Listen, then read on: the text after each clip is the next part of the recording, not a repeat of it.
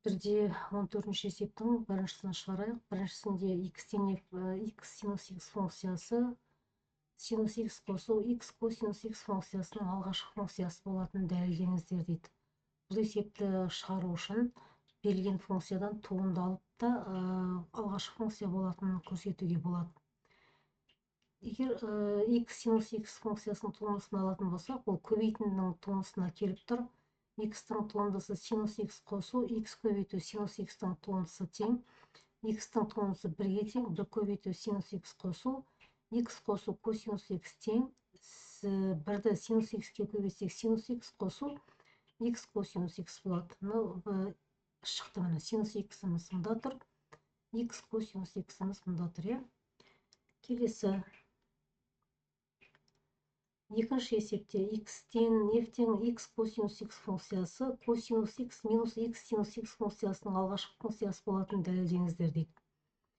Бұнды да алғашқы функция бірінші есеп сияқты туындысын алып көрсетуге болады. X-тен функциясының туындысы тең x косинус x функциясының туындысы. Бірінші x-тің туындысы көбейту косинус x плюс косинус x көбейту косинус x-тің туындысы тең. X-тің туындысы 1-ге тең, косинус x минус x көбейту косинустың туындысы синус x-ке тең.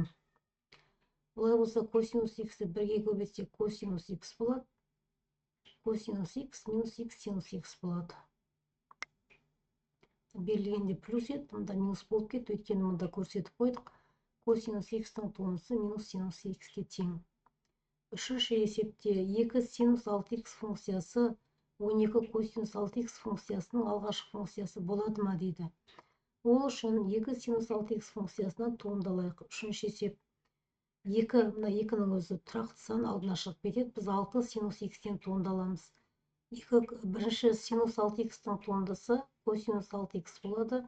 6x-тен туындалсақ 6-ға тең болады. Мына 6-ға тұр. Сонда 6-ны 2-ке көбейтсек, 6 көбейту 2 12 косинус 6x-тен 2-ні 6-ға көбейттік, сонда 12 косинус 6x болды. Төртіншісі, минус 5 косинус 5-тен 1 x функциясы дейді. Синус 5-тен 1 x функциясының алғашқы функциясы болады ма дейді. Бесінші есепте. Бұнда да туындалып көрейік. Минус 5 косинус 5-тен 1 x тең, минус 5 минус косинустың алғашқы функциясын тек туындыды алып тұрмыз ғой. Косинустың туындысы минус синус x бөлу 5, мына косинус 5-тен 1 x-тің туындысы минус синус 5-тен 1 x тең 5-тен 1-ден туындаламыз, 1-ге тең болады. 5-тен 1 x-тің туындысы 5-тен 1 минус 5 көбейту минус синус 5 тең 5 көбейту 5-тен 1, мына 5-тен 1 аргумент болып алдына шығып кетті. 5 пен 5 қысқарады. Сонда синус x бөлу 5 тең болады. 5 пен 5 қысқарып кетеді. Синус x бөлу 5 болды. 5-тен 1 x-тен туындалсақ, мына жерге x-ні қойып, 5-тен 1 x-тен туындалсақ, 5-тен 1 болады, ал алдына шығып кетеді.